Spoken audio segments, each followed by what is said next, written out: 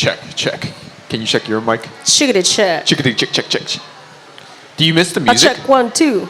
Do you miss U.S. music, pop music? No, I mean, I don't know. It's like I've heard enough music and I can hear it in my head forever. So. Do you listen to Czech music, Czech pop? Or like, what do you listen to? I've never really been into pop. I listen to a lot of podcasts these days. That's so adult and boring. It's like, look, you got to get the word of God in where you can. Amen. I hear you. And then the occasional random podcast about economics for some reason. I listen to a lot of podcasts about economics. I don't know why, but it's so interesting. Yeah. That's why, okay. I do know why. I see. So how's it been back in America?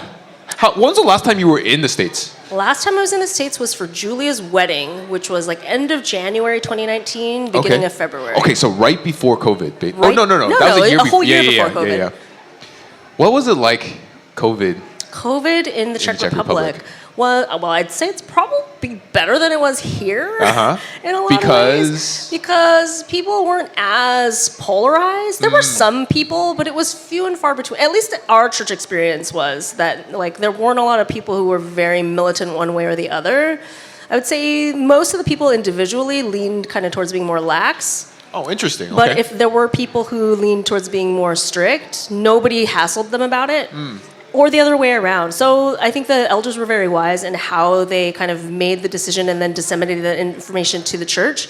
One day, like while things were going on, after like they went and discussed, like as every new step was kind of being implemented. So first, like it was like complete lockdown. We couldn't go to church at all. So it was only like the pastor and then the worship team and then me. Whoa, that was loud. And then once we were able to start coming in, that's when they had to make the decision about what we were going to do about masks or what our requirements were going to be. And so when they talked to the church, they didn't just say, this is what we're going to do, period, so do it. Yeah. But it was more like they talked us through how they made the decision, the questions that they asked, which were, number one, like, is what the government asking us to do, is it sin? No. There's nowhere in the Bible that says it's sin to wear a mask. But the second question is it done with any kind of malicious intent? Are they trying to persecute us? Are they holding us to a standard different from other organizations of the same size? No, if anything, the Czech government was much looser with churches and like made like exceptions for us to be able to meet. So we were very lucky in that regard. And then the third question is it what the government is asking us to do? Like, does it hurt us in any way? No, it's annoying. Nobody likes wearing a mask, I don't think. But for that reason, they decided we're going to comply. Shave or anything like that. I love wearing the mask and stuff. But. It's like you got all these zits and stuff, and no one can see it. Exactly. But if someone tells me that I need to wear a mask, that's another deal. Exactly. Yeah. So it went like that, and then there were some people who were more sensitive. I can only think of 2 people who left our church because they kind of didn't agree with the fact that we were masking at all. But honestly, there were other issues going on, and it was kind of just a convenient excuse to leave anyway. So, and then like one of the things they encourage us to do is if somebody has a different conviction from you, don't make it a thing. Like that's just their conviction. They have the freedom to practice what they believe, the same as you have the freedom to practice what you believe. And so we had Sundays where like nobody was wearing a mask and like 2 people were wearing it, but nobody went up to that person and was like, why are you wearing a mask? So it was really good. And then there were Sundays where we were all wearing a mask because we'd been told to do it, and one person came in and they like weren't wearing one. Nobody said anything. Yeah. So like the greatest gift they gave to us was to remind us not to make it a thing. Yeah, for sure. So like because of that, I think our church did relatively well during COVID, and I was very thankful for their leadership in that. That's so cool. It was really cool. So we're gonna bounce around because I like bouncing around. Okay. I don't like to keep one linear thought. So Jeena Lim, you're Korean. You're in the Czech Republic. I am. There's a good amount of people, new people, maybe people who don't know you as much, but we do have recordings that you've done in the past in regards to FAQs and things like that people can listen to. But on a quick little summary, so it's like, who's Jeena and why is she in Czech Republic? It's like, well, yeah. What would be your like elevator pitch? Elevator pitch of who's Jeena Lim? Yep. I am a Christian. Amen. And I've been a believer since my teens. Not exactly sure when. I was raised in the church, but not a Christian that entire time. Teens are like in middle school, high school, late high school, college? Well, I started going to church when I was about 8 years old. But at that time, our family was more going to church because of the cultural aspect of it, like to have contact with other Koreans. And so that was confused a lot in my younger years.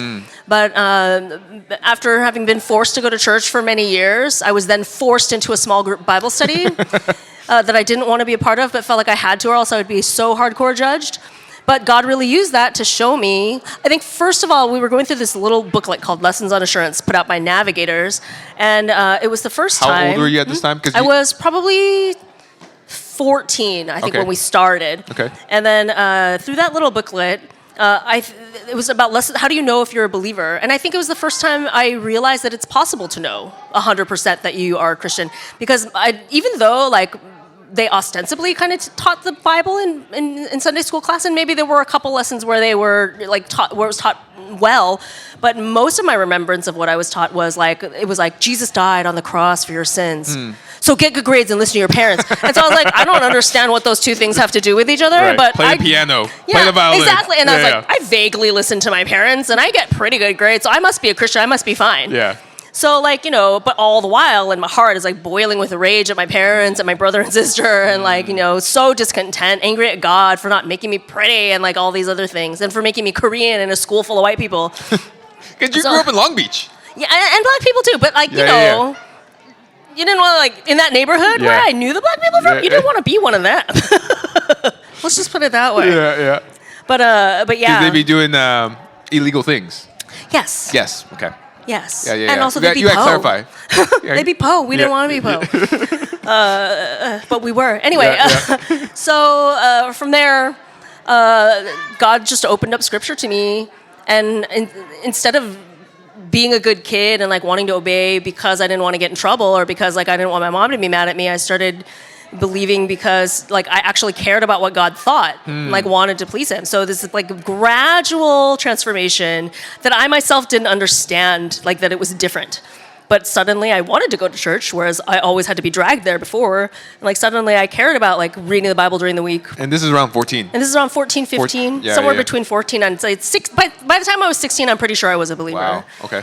So that's kind of the gradual transformation of how I became who I am now. Yeah. But then, what brought you to the Czech Republic? Because you've been there now for. I've been there for 8 years now. Yeah, almost a decade. I want to say almost a decade. Yeah. Wow. On the like closer to the 10. If you had to round, you'd round up to 10 absolutely. now. Yeah. But I always had wanted, ever since I became a believer, I wanted to serve overseas. You hear all these, you know, we would read, you know, about Elizabeth Elliot and all these other people, and it seemed so like glamorous or like so interesting. And then like in the Korean church, they really revere missionaries and people in ministry. So I was like, I want to be revered. Just to be frank, that was kind of what put me on that track. Yes. But then like after I became an actual believer, it again, like another one of the things that transformed is I no longer wanted to do it so that people would like honor me or like think I was cool, but really because I did want to serve the Lord and like serve the gospel cause. But I never really knew where. And and then somewhere early on in that process of me thinking through those things, I had heard a sermon and then I also kind of thought like, I'm such a loser and like so lame, like no one's going to let me be a missionary. Who's going to want me, right? And kind of despaired. At that time, there was a culture in our church, at the church I was going to, where like it was a woman, not only a gentle and quiet spirit, but literally quiet. And that's so, if you've spent more than 5 minutes with me, you know that's not me. So I was like, I can never be godly. Oh, well, guess I'll never be a missionary. But then I heard a sermon that, which I don't necessarily agree with this now, but it helped me at that point to hope. But they said everyone should want to be a missionary. What you should find out is if you're called to stay. So I was like, oh, so it's possible for me to go. So I will pray in that direction. And God was I wouldn't agree with that now. Yeah. That I'd say like it's a calling and it's not just like, ooh, I'm willing to go, so we'll send whoever. But yeah, so the question then was like where? So in order to kind of find out where, I just went on every single short-term missions trip I could possibly go to, which was admittedly limited because I worked like a corporate American job. And so I only got 2 weeks of vacations a year. And at that time, we didn't have that many trips that would let you go for only 2 weeks. We had, or like I think we had Mexico, but I'd been to Mexico before, and so I wanted to try something different. And it was like too close. I kind of didn't want to be close enough to have to visit my parents regularly. So like I did a trip to Kazakhstan, and I thought to myself, I could do this. I did a trip to like a Navajo reservation in Arizona, and I thought I could do this. But it was always like I would be willing if God sent me. But then in 2007, we had an economic crisis. I lost my job, and I finally had enough time to go on the Czech trip, which was 3 weeks at the time. Yeah. So I went, and for the first time, almost from the second I got off the plane, I was like, I want to be here, though. So it was like, instead of like, I could be here, I was like, this is where I think I want to be. Was there certain things that gravitated you towards that in that sense? Was It's it the people, hard the to- area, the language? I think it was like a combination of a whole bunch of different things. Like I certainly didn't hate being there. It was like nice, but I think it was. I think English camp played a huge role because the work that we were doing there was very conversational, and I can't stop talking, so it was perfect for me. And you know, and like not just talking, but also engaging and interacting with people. So it appealed to me that there was a possibility of that there, and we'd be teaching English, and I'm like such a grammar geek, so that appealed to me as well. But even just kind of like it. I think the thing that really broke my heart for that land was that they'd just come out of communism, and they'd lived through something like so difficult, and now they were like coming out and becoming a first world country again, and they had no idea of their need. They couldn't see it at all. Just because they have like McDonald's, they think they have everything they need now. And that McDonald's, Starbucks, can you imagine internet. that you have McDonald's and you're like, we're living the life? My Lord. So that was one thing that drew me, is that they had no clue. Like they had everything that they wanted. Yeah. And it was all gonna burn. Yeah. And only like we knew that, you know, only I knew that. Yeah. So that was another thing that drew me to that country. Wow. That's really cool. So yeah. You talked about this is probably in the growth process, which I want to touch on a little bit. You're saying like, I mean, maybe you're just saying it for the saying it, but like you're saying like you thought like you were lame or certain things along those lines.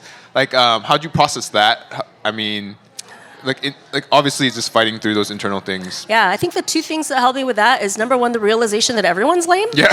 That really helps. So it's like, you know, if it's a competition for who's the lamest. So Yeah. like it's nice to know that you're in a relatively similar boat to everybody else. Yeah. I think the second thing is that like you grow in faith to see that God uses lame people. You read the Bible and you're like, Jonah was lame, and God still used him to save all of Assyria, pretty much. Like, that's pretty crazy story. So kind of seeing how like it doesn't matter that I'm lame when God is so great. Yeah. So, and then hopefully it's like an encouragement to other people to see like, whoa, she's so lame.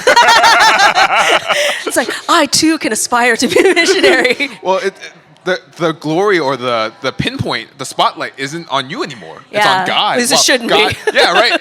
God can use all types of people Very true. for his glory to Very accomplish true. his missions, right? Yeah. And so, yeah, totally. Not to be ashamed or embarrassed by that, or like our Or just kinda quirkiness like, or awkwardness or not anything to let like it discourage you, because I think what I really struggled with, because like I said, like the culture at the time was trying to encourage people towards like literal quietness, like don't like I would often be told I laughed too loud. I'm not even kidding, and it'd be like a rebuke, and I was like, if that's the worst One thing more about time, me, we're then gonna need to kick you out of the church. right. Yeah, oh my goodness. Okay. I mean, you know, it was frustrating for me, but like, because I felt like it was impossible for me to be godly. But I think after coming to terms with the fact that like God can use anybody, it helped me even it changed my picture. Like once I had a more biblical picture of what godliness looks like, and it's not about volume. Although, you know, it was distracting. I laughed a lot louder back then, which I know that's hard to believe. I think there's a recording of that somewhere I'm sure. that we can play. Well, here's the thing: if you go back to old sermon recordings, Oh, hey. if you go back to old sermon Instead of recordings the from like, hallelujah, amen, pastor, it's just like, oh no, it's just Jeena cracking up in the front row, or sneezing really loudly. I'm also a very loud sneezer. If you just want to hear like one big like, that's me. bless From you, these like sit in the old back. like sermons from like early 2000s. That's me. So funny. So, you know, but I think it helped me to kind of recalibrate my view of what godliness looked like and what the aim of godliness was. It wasn't to fit in with a culture. It wasn't to like not be noticed like in the name of like giving more glory to Christ, but it's like being noticed for the right things, for the love of Christ, for shining that example, for like for loving people with the love of Christ. And yeah, if you laugh loud, it doesn't matter that much. Yeah. So these things are helpful. So you've been in the Czech Republic for almost 10 years now. So what are things that you've learned in regards to cultural differences that make it challenging to become a Czech person? Are you a Czech Republic citizen now? No. I still have long-term residence, which is I have to renew every 2 years, and it's a gosh. super annoying process. Wow. Poor Huey, he feels my pain because he often has to like sign documents and get them notarized and like try to ship them over to me. Can you just DocuSign them?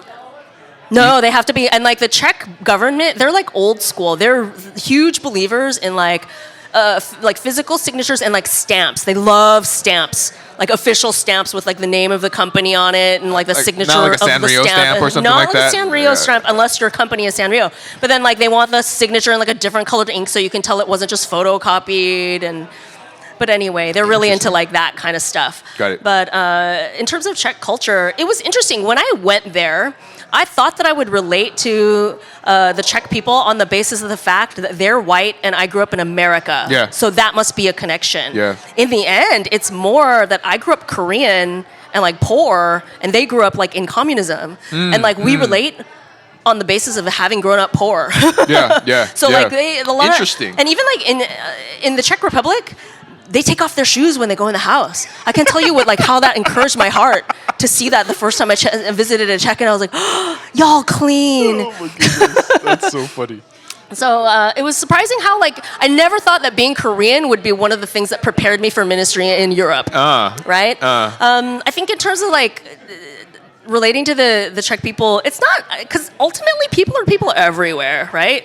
But then some people say the Czech people are a little more hard, a little more closed off, harder to get to know, or those type of things. This is actually true. So one of the challenges, I think, like when you have a reason to get to know someone, like I'm their teacher because I teach English. Yeah, okay. So if they're my student, instant connection, like they have to talk to me, and so it's like I often say that like teaching private lessons is like half grammar and half therapy, because they Therapy share for- all of their problems okay. with you because you're talking about like their lives.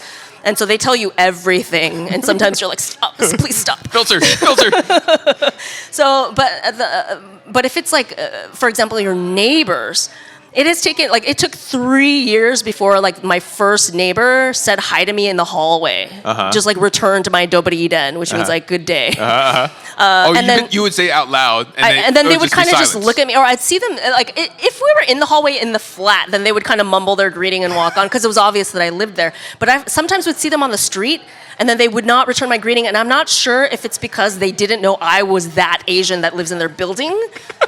So because they cannot tell the difference between us. Are there a lot of Asians in the first place? There are a lot of Vietnamese people. Oh, interesting. I didn't know that. So this is a story, is that one day I opened my mailbox and there was a letter there for a Vietnamese person. Okay. Like it was a clearly Vietnamese name to me. Yeah. As a Korean, it clearly wasn't Korean. like and I was Nguyen. like, what is this doing in my mailbox? Okay. So I was like, well, maybe it was just an accident. And I thought, like, who could it be for? There are no other Vietnamese people living in the building. I was like, maybe it's for the little liquor store that's at the back of the building. So I walked it around and I asked the guy, is this yours? And he was like, oh, yeah, that's for me. So I was like, okay, honest mistake, right? Well, after I delivered it, for like the next month, I was getting letters every week for that guy. So then I put a little... Was it for your address, though? Because the thing is, like, they don't have apartment numbers. Or, like, Okay. when you deliver something to someone, you don't put the apartment number on there. You just put the building address. And then the mailman comes and all of the mailboxes are labeled and they'll stick it in the slot with your name on it. His name is not on any of those slots because he doesn't live there. He's in the little store that's at the back of the building. So then I put a sign up on my mailbox that said, this man does not live here. Yeah. And it gave them directions, like, how to get there. Like, it's around the corner behind the building. But they still kept leaving it in my mailbox. So finally, I took it back to the post office. Like, can you please tell whoever's doing the mail, like in our neighborhood, that this guy doesn't live here? And so finally it stopped. But it was like 6 months of me delivering this guy's mail. It was wild. But yeah, so it took 3 years for them to start saying hi to me and like kind of recognizing which one I was. But then it took I've been living there 8 years now. It took the pandemic for people to kind of start warming up to me because during the pandemic, nobody could leave. We were all trapped in that building and they were all just trapped at home. And it occurred to me one day that it might be nice, like they're all trapped there. They have nowhere to go. I could like bake stuff And like, so I baked a whole bunch of stuff with a tract and then left it on their doormats. This is my like MO now, is that like during like major holidays like Easter and Christmas, I'll bake up a bunch of stuff, box it all up with a tract or some kind of like flyer or something, and then go out like at 11 o'clock at night, take the elevator to the top floor, and then just deliver all the way down, and then end up at my own flat and go inside. Yeah. And so nobody else does this. This is not, Czechs do not get to know their neighbors in an apartment building. Like if you're living because like if you live in a house and you're in like a suburb, then you kind of have to talk over the fence. And like you're out there doing yard work, he's out there doing. But for us, like you're not hanging out in the hallway. Yeah. you know, so you kind of so you don't have a reason to. And then they don't do the thing where you go and like bring cookies to the new neighbor. That's not a thing here. So the fact that I did that, a lot of people really appreciated it. It was like the first time in all of this time that I felt that anyone besides like the people that they were living with knew that they even existed. So it was nice for them. A lot of people started leaving gifts back. Like they would kind of, it was like, some of the stuff was really weird, but.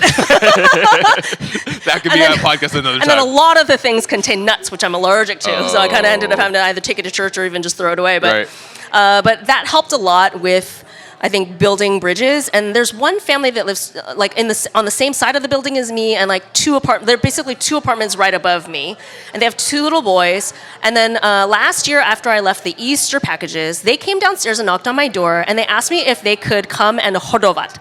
What that is, it's kind of like Christmas caroling, but for Easter. So they come to your door, usually Monday. We have Easter Monday. They don't do Easter Sunday because they're like not Christians anymore, but they do Easter Monday, where in the morning. Is that the same thing, or what does that mean? Easter no, Monday? But they just get Monday off after Easter. Oh, okay. And that's the day that they do all of their traditional things, which is when they go around to the neighbor. If you live in a house or like even a neighborhood, you go around to all the houses in the neighborhood and you sing a little song or like do a little rhyme. And it's usually the boys, or it's always the boys who do it. They have these braided willow whips that they're tied with ribbons. And the tradition is that like if you whip a woman with that whip, not hard, but you just kind of like playfully hit her with it, then the youth and the beauty of the willow transfers to the woman so that she will be young and fresh for another year. So they like come, and then you're supposed to give them like candy, like chocolates and eggs and things. So they came to my door, and I was very excited that they were engaging with me. So I was like, yes, you can come. And then they left, and I realized I have no idea what they're expecting from me. Like, I don't know what to buy them. I've never done this, and like I never did it as a child myself. So I went to the store, which was thankfully like there was one, and it was Easter. It was Easter Sunday when they came. Or no, I think it was Saturday. I did it Saturday because I wanted to invite them to church on Sunday. And fortunately, there was one store that was still open. I had like 1 hour, and I basically like cleared the shelves of like all the chocolate that they had, like put it in bags and gave it to the boys when they came the next day. And then they came again this year. And now like we say hi to each other when we pass each other, and like, even on the street. But on this trip, when I had to come here, for some reason during COVID, I guess, like I suddenly started to grow plants. Like because I'm like Korean, right? So I'm super cheap, and it feels like such a waste to me to like buy a basil. So they don't sell basil in like a plastic like container already cut up. They sell it in a little pot where it's like the roots are still attached, so it doesn't. So you can but you can continue to grow in it if you like play your cards right. Yeah. So I started growing all these like basils and stuff, and then like last year I did it last year, but then I went to like we had a church retreat. And during the church retreat, we were gone for like 8 days, and everything died. So I was like, meh. And then, so when I was preparing to come to this trip, I was like, it feels like such a shame to let all of these things die. Again, just a waste. Not necessarily because I'm attached to these plants, but because it's such a waste of money, like 30 cents that it cost me. Right. But then it occurred to me, I should ask those boys. Yeah. Because they live in the apartment. I can just leave them a key. So I asked them if they would do it. I've paid them handsomely. They're getting like $10 each to come in and water a bunch of plants. But you know, it's mostly the sweet and the, and I left them like a giant bar of chocolate to split. But they were super excited about it because they've never been like given a job before. And so, like, their mom was really appreciative because she's like, thank you for, like, you know, thinking of them. And then, like, so this crazy thing happened, too, where, like, I was supposed to get a shuttle service because my flight was at 7 in the morning on Monday. Oh, wow. And so I had to be at the airport probably by, like, 5. So I needed someone to take me at, like, 4:30. And I'm a better friend than that. I'm not going to ask anybody to do that. So I called a shuttle service. Well, they, like, didn't, like, they asked me to confirm the address, but they sent the email on Sunday morning while I was at church. And then we don't have Wi-Fi in the church. And then the instructions were very confusing, so I thought I would do it when I got back home. Yeah. Well, like less than 5 hours, or like about 5 hours later, they write me an email saying that my reservation's been canceled because I never responded to them. So I was like, And I was very salty at that point. So I was like, I'm not going to like rent another service. I'm just going to take the bus. Yeah. I took the bus, and guess who was on the bus Who? going to work? Their mom. No way. So like we had to have, it was the first time we had like a full adult conversation. That early in the morning? Yeah, so she goes to work really early so that she can come home early. She has like flexible hours at work, so she can come in whenever she wants. Sure. And then she can leave like after 8 hours, and so she can come home and spend more time with her boys I and pick see. them up from school and take I them see. to their activities and stuff. So like we had a full like adult conversation for the first time that like any of my neighbors besides that she's like kind of the de facto head of like the Czech equivalent of an HOA, like homeowners association. So she knows everybody's business. And so like she always stops by and like talks to me and stuff, I started to get to know her after like year 3. So it took like 5 years before I finally became friends with Hannah, the neighbor from 2 floors above. The But HOA manager. This is how long it takes To meet people. To Just meet even get to people. know people. Not Yeah. get to know people. to really get to know them. So like, pray for Hannah and her. I don't know her husband's name yet. I've seen him, but we've never like talked. I'm sure that's coming. I'm probably going to invite them to dinner when I get Yeah. back. But Hannah, Tomasz, the older son, and Jirka, the younger son. So tell me, because like you're talking about like you're having these full-on conversations, talking with people. I mean, that's language acquisition. So like on scale, Yep. if you were to have to objectively put on a scale 1 to 10, how comfortable do you feel with Czech language? Well, I don't have to make it that like subjective because we have a framework in Europe of language learning. So there's like A1, which means you're a beginner, A2, which means you're pre-intermediate, B1, which means you're a solid intermediate, B2, upper intermediate, and C1, advanced. Got it. And then like C2, like practically a native speaker. I feel like a lot of Americans would not pass that test. So I would put myself at like a solid B1. Okay. Where like I can converse, I make a ton of mistakes, but people can generally understand me and I can generally understand them. Oh, cool. So God is good. So like, yeah, so it's not like you're talking in English. You're talking in No, Czech. no. Because do they speak English? I don't know. I think some of them do, but most of them feel very awkward speaking to a native speaker unless they're paying me to do it. Oh, I see. So like they feel if I can speak Czech, they generally feel more comfortable speaking to me in interesting. Czech, unless they're actually advanced and like or pretty advanced, or unless they're my student. So do you wear a badge around saying like I'm B1 or I'm C1 or C2? And who judges that? No, generally it's judged by your teacher. Oh, So okay. like if you're in a class, like in school, it would be judged by like your teacher, Okay. and like if you can take an exam to get actual certification, which you would probably, if you want to say on your resume that you speak at a certain level, they don't want to hear I can speak intermediately. They want to see I have a B2 certificate. I see what you're So saying. they're really into certificates. Yeah. And like stamps, like I said. Wait, so how long do you feel like it took you to get to that point? It's been 8 years, Will. It took 8 years to get to the B1 No, level. like That's what I'm saying. to this level, yeah. It took after maybe the second year, I was able to do tasks like on my own, like to actually serve church. Go to restaurants, order food, and all that stuff. Yeah, and like kind of. I mean, I'm sure that was the first year. Like, yeah, year 2, or it was after Julia left, so probably like the beginning of year 3. That when we had English camp, I went and got all the printing done by myself. Wow. And I was like very happy that I was finally able to contribute in some way. And then come to find out later that the lady who had to help me was like, everyone told her to help me because like I was a foreigner and they couldn't understand what I was saying. And she actually grew up and she's at our church now. Oh, That's no a wild way. story if you've got time to hear it. But Possibly. Let me know. Yes. I might go back to that. Because one thing that I am curious about, Ukraine and Russia. Yeah. How's that like? Obviously as a church member, but also as a citizen or as a resident of the Czech Republic. Like, what's that? What's that like? I was really sick the week before the war broke out, or it was like the week that the war broke out. So I was up really late at night because I couldn't sleep because I was coughing so much. So I was just like scrolling Instagram, came across a post that was like, yeah, Russia just bombed Ukraine. Yeah. I was like, holy smokes, this is it. Yeah. We'd been hearing about it for weeks, and nobody was really taking it that seriously because like, Putin, Yeah. But then it happened. And so at that point, after that, we quickly started getting news that like the bombings were getting worse, that people were dying, that people were fleeing, and they were at that point fleeing to Poland. And we figured it was only a matter of time before they would start fleeing to us. Poland was going to run out of room, and it happened in a matter of weeks. So the war started February 24th, if I'm not mistaken, and we got our first Ukrainians the first week of March. Wow. So we're meeting at the Hotel Kladno, which is right across the street from our office, which is right like a couple steps away from my apartment.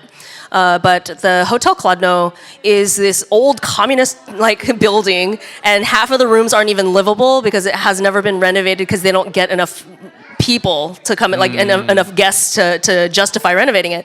Well, they had some open rooms, and they opened those rooms to Ukrainians. The head receptionist at the hotel is Ukrainian herself, but she grew up in a Russian-speaking region, so she like kind of more towards the west. In the east, they speak a lot more Russian. Or East like of where? In East of the, in the east of Ukraine, they speak Okay. a lot more Russian, and in the west, they speak more Ukrainian. Okay. I think that's right. But she grew up in a region where they spoke more Russian, so she doesn't speak Ukrainian. Okay. So she was having herself like a hard time communicating with them. Oh wow. Okay. But she convinced the people at the hotel, or she asked if we could, and then I think the government was giving a stipend to whoever was housing Ukrainians. So you got a certain amount of money per Ukrainian. I think they might still be doing it. But anyway, so we got in our first Ukrainians. I think that week, like the first weekend of March, and then that number slowly started to grow. The hotel contacted us because they were able to provide accommodations, but they couldn't provide any food. And these people were coming with nothing, like literally some of them like 1 or 2 suitcases each. And a lot of them had cars, but had to abandon them at the border. Wow. So they really just had nothing. So No how did language. they like literally get there? Like was it by train? By train, most of them. Okay. Train or bus. So they would mostly be dropped off in Prague, where they'd go through. There's this kind of like central processing area, and then they would give you Czech health insurance and like some Wow, kind of what? ID. Really? And yeah, and then they would. It's like a refugee status type Yeah. of thing. Okay. And so it's like an emergency visa that's good for a year. Got it. Okay. So in the meantime, a lot of them are probably, because it looks like it's going to go on longer than that, they're going to have to also apply for long-term residence, which I feel for them. I've been there. I am there. But yeah, so... Get behind me. I was like, get in line, lady. Well, that was one of the things that actually complicated my visa process, is that because so many Ukrainians were flooding the system, like you couldn't get a reservation to turn in your stuff. Yeah. So anyway, but longer story shorter, we agreed to provide food for them. Yeah. And at that time, everybody was looking for ways to help. So a lot of people from America were contacting us, asking like, "How can we help?" And we're like, "Give us money." Yeah. There were people even offered to send stuff, but fortunately, I have enough experience with like the postal system to know that wasn't a good idea. Yeah. Like you would have sent it like in February, and we wouldn't have gotten it yet by now. Oh, really? That. Like my sister sent me Cornerstone's like Christmas cards at some time in the beginning of January. I just got them in May, like at the end of May too. Is that normal? It wasn't always. I think COVID definitely affected the shipping times, but even now, like with the like fuel situation, like fuel's so expensive, so things have been really taking a long time to come for the last like 2-3 years. So I wouldn't risk it. But anyway, Yeah. So we started having these lunches as the Ukrainian ladies were coming. They were all moms with kids, and then they would meet other moms with kids as they were out on the playground. And then the dads need to stay back. Because the dads had to stay back. They all like, Yeah. and like some of the ladies were already divorced, so the dads weren't planning to come anyway. But it's like it's sad for the kids because now like they can't even see their dad on the weekends, and he might get killed in a war. Right. So yeah, but pretty quickly all of the kids were put in school, except for I think for kids that were in high school. They're mostly still doing online school, like with their teachers from Ukraine. Wow. Okay. Yeah, just because at this point it's kind of not worth. If you're like, a couple of months away from graduation. But that's wild to me. I feel like when you're in a war, it's like, I'm not really thinking about school. I was just like, okay, I'm gonna just try to survive. Maybe like polish my rifle and stuff like that. Not thinking about school. But like it's like, oh, back to normal, guys. Let's go school, go Zoom or whatever, online learning. Yeah, but I mean, to some degree, I guess. When you're a teenager, there's not much else you can do. That's true. And then once you've gotten out and your life is no longer in danger, what else are you gonna do? Yeah. Gotta go back to math books or whatever. I guess, yeah. And then it's like you kind of want to do your best to kind of be educated and get work as soon as possible so that you can help your parents. Makes sense. So that's why they're all trying to either finish school or maybe even get into a Czech university if there are courses that they can. If you speak English, it's a little easier because then you can go to like English courses that are taught in English. If you don't speak Czech or English, then you're like in a pretty tight spot. Yikes. So that's the spot that a lot of kids are in, unfortunately. But yeah, so. Do you feel like there's a good amount of Ukrainian speakers No, that was the other difficulty. There was one Ukrainian speaker in our whole church. Because like you're saying, the reception is Ukrainian, but she speaks Russian. So Yeah, exactly. So the people always ask, like, so how are you communicating? And I'm like, Google Translate. I kid you not. I always have my phone out. Yeah. Like, I'm wearing overalls right now, and I keep it in the front pocket so I can just whip it out. Yeah. And it's almost always like the first or second app that's open on my phone. Interesting. And then you just hit if you don't know, there's a conversation. Yes. Recently I found out about that because I was talking to a contractor. He was like, do this for me. I was like, oh, this is gonna work. This is gonna take a little time, but this is gonna work. Exactly. It works pretty well. Like it works better from Czech to Ukrainian but they're both Slavic languages. Oh, okay. But it's done most of what we needed it to do. Every once in a while, we'll get some confusion, but we'll usually clear that up if we kind of break it down into smaller pieces. So that's how we communicate. So in the beginning, they needed help with pretty much everything. We were providing like toiletries, like food. We were providing them with like helping them with medical care and like figuring out what doctor to go to, how to get there, the bus systems and stuff. But now after and the first 2 months were tremendously difficult, just daily needs and like constantly phone blowing up with like requests that are in Ukrainian. I got to translate them now. There's one Ukrainian guy at our church that grew up here. So he was actually super broken up about not being able to go back and serve in the army. Like he really wanted to go back and serve his country. Why couldn't he go? He couldn't go back. I think it wasn't because of any legal reasons. If he had wanted to go, he could have. Yeah. But he couldn't because his mom is ill. Like she's like bedridden and somebody needs to take care of her. So his dad works and he works. So they kind of have to take turns being at home with her. And his sister works too. So he couldn't like in good conscience like abandon his mother to go be in the army. So he stayed here, but then God provided him a role, like a way to help, and that's like helping us with the Ukrainians. So he was coming, and he couldn't come. He also still had to work. So whenever he could, he'd stop by the lunches and like translate for the ladies, and he has a car, so he would sometimes drive them around to places that they needed to get. But we were providing lunches and stuff for them every day, and just kind of trying to like help them deal with their issues. And it's like they were very grateful for our help. But they're sinners just like anybody else. Yeah. So like oftentimes we would run into like difficulties because like expectations were a little funny or like they wanted something that we weren't providing and like we weren't sure that'd be wise to provide or something like that. So but after like about the 2 months, like maybe and then like people were like, oh, thank you so much for sending regular updates. And then I disappeared because we had our church retreat. And so there was a lot of work that we had to do around that. And then after that, we had baptisms. And so a lot of work to do around that too.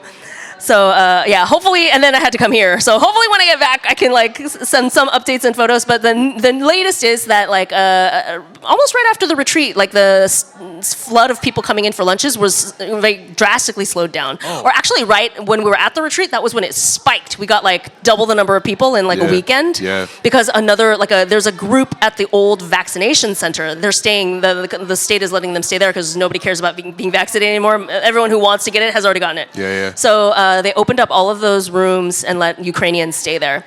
And there are 60 people staying there, and like a whole bunch of them started coming to the lunches.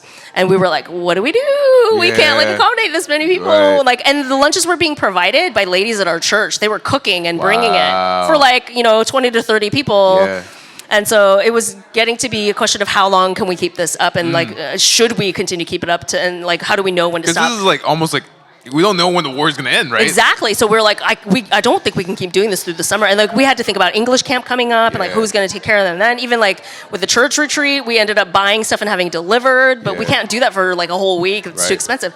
So then, but then like maybe 2 weeks after that, it started slowly tapering off. Like where we went from like 20 people, like 25 people to lunch to 20 to like 17 to like 12. And then at the weekend there was like, or on the weekends there were like nobody. And then one weekend, there were only 2 people that came, and that was only because we wrote out that Serhiy, the Ukrainian, was going to be there. And I think they felt bad that he had come all the way from Slani. He doesn't live in Kladno. Oh, wow. And so they came. But then the following Monday, I actually wasn't there. I had to teach. And so Amy was there, and there were 2 ladies that showed up, and they were like, do you guys like doing this? Huh. And she was like, we're happy to do it. And they were like, because, we don't really need it anymore. We're only coming because we feel bad that you guys keep cooking for us. And, we don't want the food to go to waste.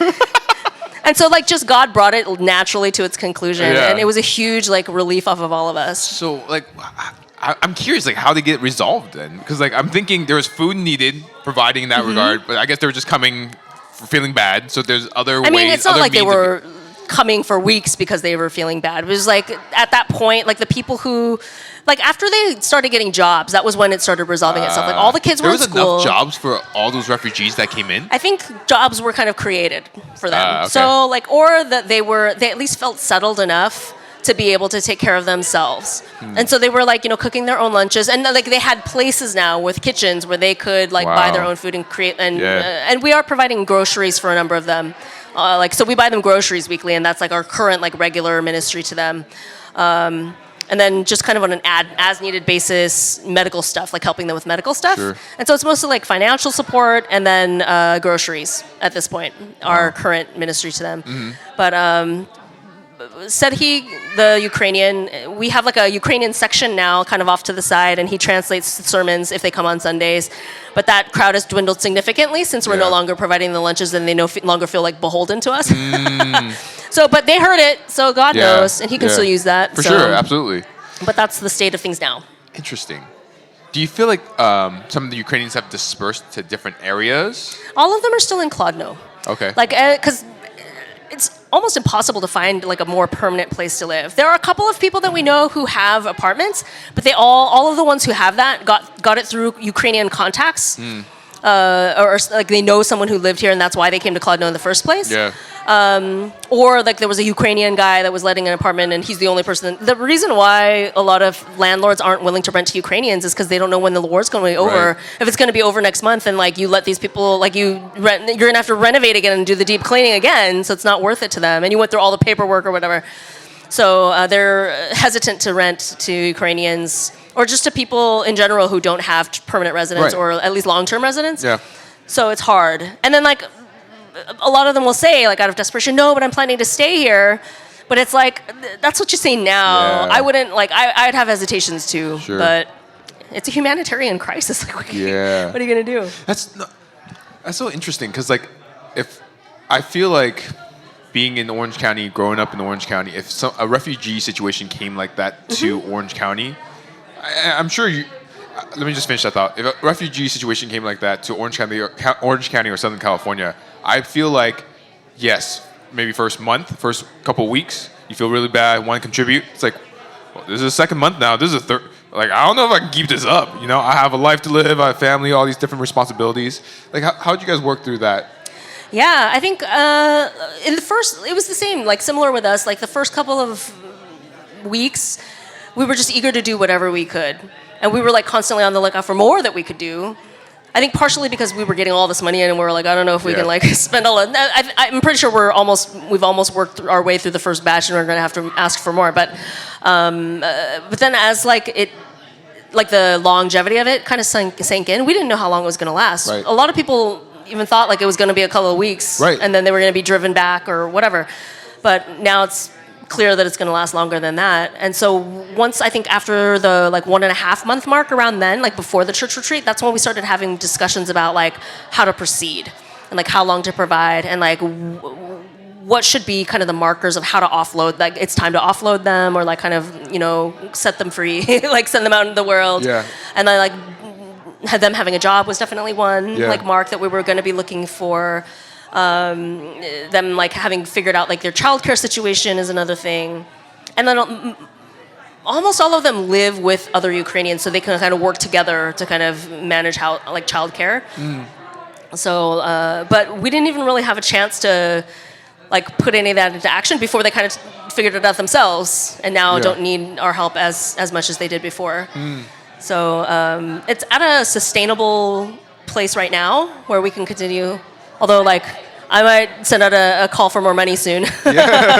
People keep asking me, like, do you guys have enough? And I'm like, I don't know, because I haven't had time to run finances in a while. Right. So I have to go, after this trip, I got to go home and go through all my we're receipts. Not. Yeah, we need it's like, more. oh, yeah, I'm actually in the hole. And it's like, where did all my savings go? Yeah. So yeah, no, I don't think judging by the number that's in my savings accounts, I don't think I've had to dip in yet. So, okay, but we're getting there. We're getting there. So yeah, are you guys as as a country concerned of like Russia and doing more? And That's why we're helping so much. The Czech Republic was occupied by the Soviet Union from about 1964 until 1989. And they did not enjoy the Soviet occupation, and so this rings very familiar to them of how like. Fortunately, there wasn't a ton of. We didn't get bombed at all. Like, one of the things I always say about the Czech Republic is you go, like, Prague is one of the most beautiful cities in Europe. Yeah. Why? Because every time somebody tries to invade us, we just roll over. So there's no need for bombs. So, but we have been occupied, and so we know what it feels like, and we don't like Russia strong-arming anybody. And we see the possibility that if Ukraine falls, like, Poland could be next, and then that's us, and then that's directly on our borders. We don't want that. So we'll do whatever it takes to prevent that from happening. Yeah. So, but there are different opinions on it. Sure. Like, you do hear, I heard from, like, personally from, like, a Czech that I know who's, like, a nice guy, but he was like, oh, I heard that a lot of them are just, like, kind of cheating the system and they're just getting free money. Who's cheating the system? The Ukrainians. Yeah. So it's true that they're receiving more money in aid than, like, Czech people that are poor. But it's also true that, like, the Ukrainian people are not in this situation by any of their own actions, whereas a lot of the people that are that need aid from the Czech government, like, there is at least some culpability on their part for not having been responsible with their money. But the other thing is that they have houses that they're already living in, and they have, like, connections here. These Ukrainians have come with nothing and nobody. So, and also this aid is temporary. We're not planning to provide it forever. Sure. It's supposed to get them on their feet. Do you really expect them to be on their feet after fleeing their homes after 3 months? Yeah. That's unreasonable. But the question now, and the government is already discussing, like, when to stop the aid, like how long to provide it. Because the other question then is, like, you know, in the beginning, people were plenty willing to give them jobs and, like, find things for them to do. They can't keep that up forever. There's like a finite number of jobs that can be given out. Exactly. So then there's going to be a huge unemployment crisis. Yeah. And then there's going to be accusations of Ukrainians taking our jobs. Yeah. So it's already starting to uglify just a little bit. Yeah. And it's probably going to be a lot worse before the end of this. So that's something to kind of bear in mind. And this is, like, a nice guy. Like, I see him and he's, like, a very kind, sweet fella, but he believes the hype. And that most people just automatically do. You hear it from one person that you kind of, like, trust, and you just take it as truth. Yeah. So I told him, like, that's not the case with our Ukrainians. Yeah. Like, how many Ukrainians have you talked to? I talked to, like, 60 on the regular. Right. So, yeah. But doing what we can to kind of, like, fight that, too, and, like, kind of stand up for them, because they're not doing... At least there may be people who are, like, trying to take advantage of the situation, but I don't think that any of our ladies are. Yeah, interesting. Can you, with that, can you talk a little bit about your ministry in the Czech Republic? Because I know you were talking about you do work in regards to teaching English, but obviously you do a good amount in regards to serving the church as well. Share with us a little bit about that. So, like, my ministry in the church is, like, I'm, like, kind of the girl Friday. It's like, if you need something done, ask Jeena. So, like, you know, during COVID, I taught myself how to live stream. Wow. We, like, bought a bunch of, like, equipment and stuff, and just kind of had to teach myself all that stuff on the fly. Add that to the resume. Yeah, so just kind of, like, anytime something needs to be done, anytime, like, we try to, like, are going to start, like, something new at our church and we need equipment for it, I'm the one who goes and does the research for that. Do you guys have an Amazon or anything like that? We have, like, I mean, online shopping is a big thing. And there are plenty of places to go and do it, but nothing quite as good as Amazon. Okay. There's so much more available here in the States. Every time I come to the States, I buy up a whole bunch of stuff that I just don't have access to in either that or it's much cheaper here. Like, electronics are way cheaper here. Huh, interesting. So, yeah. Anyway, but you were saying, like... But yeah, so, like, that, outreaches would be English Club on Thursday nights. And then the Hangout, which is, like, the English club for teenagers, that's every other Friday. The one thing I'm not really involved in is the youth group, which is the alternate Fridays, which is, like, my week off. But Josh and Nina Smith are heading that up. That's cool. And they've been a part of the ministry for how long now? Josh and Nina arrived in August of last year. Okay. And then it looks like they're leaving as soon as Matthew and Natasha get to the Czech Republic, which we don't know when that's going to be yet. But they've submitted their application, but they'll be trading places. Oh, okay. Interesting. And then there's a young missionary couple from Tennessee that's with us, Jake and Whitney Beverly. Everybody calls her Beverly, poor thing, because she's got 2 first names. Nice. And then their daughter Morgan, she's about to be 2. And then for some reason I stopped. I wasn't calling Whitney Beverly anymore, but then I started calling her Morgan. I just can't get her name straight. But anyway, they're here until the end of August, I think, or beginning of September. Okay. But they've been helping out with the hangout. Cool. But yeah, and then I do like all the like video editing and uploads, Wow. like our social media. Yeah. Like every third Sunday of the month, we have church lunch every Sunday, and the ladies kind of trade off. We're supposed to like trade off cooking, but like the third Sunday of the month, I cook with Amy. So each of us cooks for like 35 to 40 people, because we got like somewhere in the neighborhood of like 70 to 80 people every Sunday now. Wow. Which is awesome. Which is huge, yeah. Like COVID was really good for our church, like in terms of numbers. And So- it's sustained though. It's stayed like that like since last year. I'd say last year we had like about 70, and then we've added another like 10-ish. Wow. So yeah. That's been really cool. I mean, obviously that's About, the like, how Lord. that happened? Yeah, I think like during COVID, the people that were like, again, like because our church was kind of had like a more stable foundation, we didn't freak out and panic the way a lot of other churches did that didn't have that foundation, not only in the leadership but even in the membership. Interesting. So like our membership remained pretty steady, and then other people like under the pressure of COVID, a lot of cracks started to show. And then like in the leadership and in the congregation of a lot of churches. So some people, your online church, and it was like, I think for at least 2 months we had to be on lockdown, and you don't have contact, and nobody called them the entire time from their church. Yeah. Like not a single person contacted them, like certainly not the pastor, but not even like friends. So they're like, who cares about me at this church? Like, do I really want to be here? In the meantime, we're live streaming, and people are finding our sermons on YouTube, and they're listening. And so some of them came to check us out after like quarantine was lifted to see like if we lived up to the hype, and then found that we did. Like we were very nice to them when they arrived. So like, and then there were some churches that went through troubles, and the people decided to like, people kind of saw like when you have nothing but the preaching to go on, you start to pay more attention to what's being taught. And so some of them were like, why? How have I been at this church for this long? So then like they left and found, and then they came to us. That's actually how Jake and Whitney found us. Really? the missionary couple, yeah. Oh, really? Yeah, because they were at a church.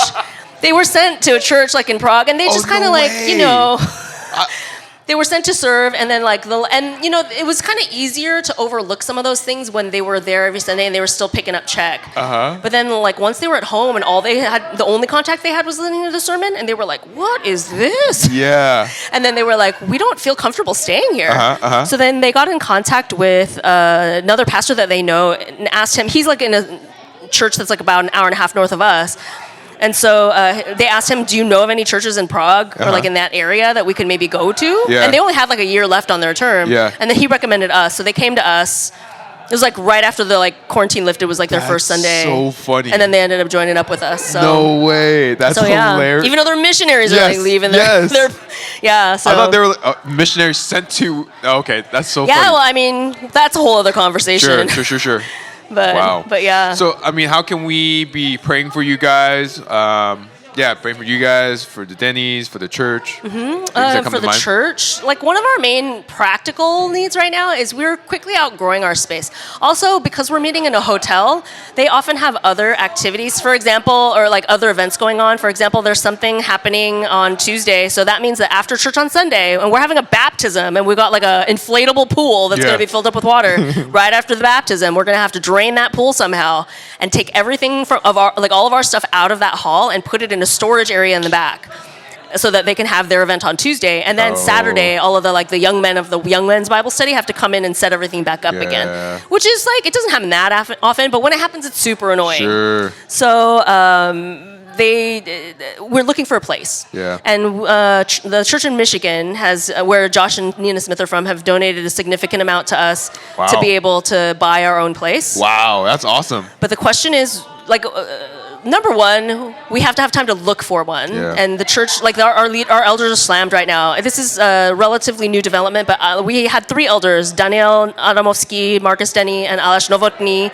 And the weekend before our church retreat, Aleš Novotny stepped down as an elder. The reasons cited were that he felt that aspiration is part of the calling, and he felt that he did not aspire to the degree that he needed to in order to fulfill the duties of an elder. So he stepped down, but did it in an exemplary way, where where he was continuing to serve in the same ways that he'd been serving for the most part. Yeah. The only real difference is that he's no longer involved in the decision-making process Okay. for like decisions that affect the whole church. Yeah. But still serving, still present. That's cool. That's So, cool. but that's one less elder that we have, and one Yeah. less. I mean, I'm sure that they could, but he's like a full-time worker. He Yeah. works for the post, like as an accountant for Right. the check post. And who's got the time to look for a place in Clodno? Yeah. Nobody at the moment. Right. And then Marcus is like up to his neck in counseling issues and Yeah. like, you know, having to prepare sermon. He preaches like pretty much every week. They're preparing to come back to the States for furlough for Yeah. 6 weeks, like right after our English camp. Nobody's got the time right now. Right. And then just from what I've seen of places, I kind of cursory will look around every Yeah. once in a while. If I see like a, you know, for rent type of sign, I'll go Yeah. and look. But there aren't any. So far, I haven't seen any places that are in existence that would be like right for our needs. That have a big enough space for all of us to have Sunday service, but also some side rooms for like a nursery or for Bible studies, office for Marcus, these kinds of things, and like ideally like a kitchen for the cooking. So I'm thinking we might need to build, but how to find the land, like how to like, you know, and then we don't want it to be too far outside of Clodno where people are like, I'm not going to go that far. So, you know, pray for wisdom in the process, for like adequate funds, for God to provide an opportunity for whatever, like just to lead us to a place. Yeah. It'd be nice if it just fell in our laps. Never know. Yeah, Never know. you never know. Pray. Yeah, for sure. For sure. For like for the missionaries and like people who are serving there. I think number one for the elders, that's a lot that goes just on Daniel and Marcus. And our church, as we're growing, it's been encouraging, and people that have come, like it's been a huge encouragement, like their excitement. But they also come like with all their issues. Yeah. And some of these issues are quite complicated. We have like women who are divorced that have unbelieving ex-husbands. We have like women who are still married and like have like marital issues that just haven't been dealt with in years. Unbelieving children, like all kinds of crazy stuff that's going on. And like, you know, just years and years of bad, and a lot of new believers with like years and years and years of really bad habits in their lives. So yeah, lots of needs.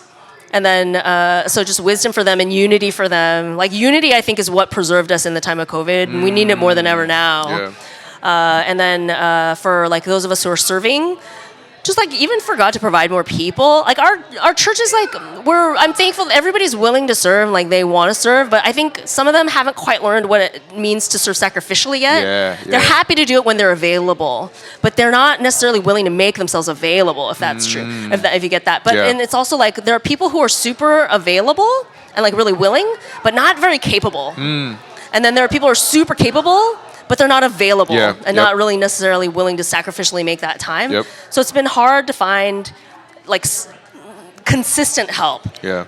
There are, like, because it's easy, it's super fun in the beginning when you're like, oh wow, I'm serving, it's exciting. But then when you have to get up like every week earlier and like show up, that's a little different. So we're growing, our congregation's growing in faith as well as in size. So like just for God to grow people like quickly. In capability and in availability. But even like for servants from abroad to be sent, like the right people to fulfill the needs that we have. But I think the heart of all of us is for like BSKK to become self-sustaining. Where like it's the members that are like keeping it afloat and not like always having to draw resources from outside. But we're a long ways away at this point. Yeah, you say so. So yeah. Yeah. And then like just for like the Denny's are coming back, like I mentioned, on furlough, for that to be like a refreshing time, and just for God to provide rest for them. Right. What I'm curious always when they're on furlough here in the States, like how's that going with the church? Yeah, that's a good question. In the they usually line up a bunch of guest speakers. Daniel will probably preach at least once. It's 6 weeks. Yeah. And then I think Peter Smith is coming, so he'll preach at least 1 week, maybe two. Alex Rappe, a brother from the Spokane church, is going to be staying after. He's coming for English camp, but he's staying a weekend, an extra weekend, so that he can preach for Marcus, like the first weekend that he's going to be gone. Wow. So we don't need to grab that many. Like when he had to go back for 6 months in 2018, and that was a real bear trying to find people to fill in those guest speaker spots. Yeah. So we get guest speakers in. The bigger question is kind of like who's going to handle all the counseling stuff? Yeah. Or is that all just going to be put on hold for 6 weeks while he's gone? So we'll see what happens and like how dire the needs are. Yeah. And I don't know if he's going to have to Skype with these people. It's hard. Yeah. Like it sounds like, oh, well, we'll be on furlough. We'll have time. No. Right. You got people to see. You got Right. places to be. Right. And even when you're at home, it's like you're there to be with your family and you can't just be like in the room on a Skype while they're watching you. You know, that's weird. Right. So, yeah. So, and it'll be me, Josh and Nina, and Jake and Whitney holding down the fort. Yeah. So, yeah. And, like, I'm not teaching during the summer, and Josh isn't either, so we'll be much more available than usual. So, hopefully, we can fill, like, the gaps at least to keep the dam from completely being destroyed. Yeah. A lot of prayer needed in regards to that. Yeah, so pray for our summer as well. Yeah. Well, Jeena, thanks so much for doing this time. Just wanted to pick your brain, do a little Q&A, catch super up. fun. So thankful that you're here. Good times. Now that I know there's like a podcast, I'm definitely going to subscribe. So thanks, Jeena. We'll be praying for you. Thanks. Look, and then you have your updates. You have your updates on Facebook. Yeah. Talk so about that. Is this time where I plug all my stuff? Yes, totally. BSKK News. If you've got Facebook, you can friend me, send me a message, and I'll add you to the group. It's a private group because sometimes I share things that, like, I don't want an unbeliever who thinks they're a believer to come and find my podcast and be like, she thinks I'm an unbeliever? That would be it's true, and I'm willing to tell them that to their face, but I want them to hear it in a conversation and not from a podcast. And then they're going to be like, and you're telling like millions of people back in America about me? And I'm like, more like 10. So, but if you want weekly updates, that's the way to do it. Yeah. But we would appreciate, and like, if you like dogs, trust me, you got to subscribe.